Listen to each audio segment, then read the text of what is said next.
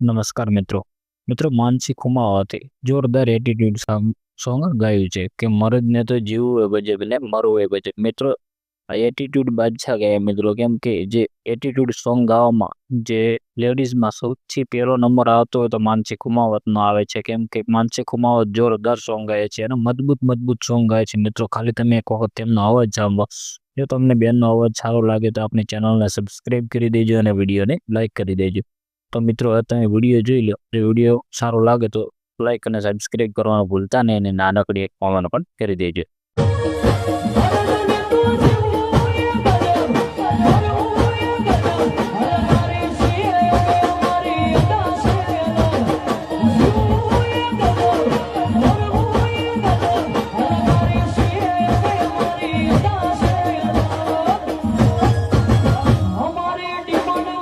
होते तो ये छंचे नहीं होते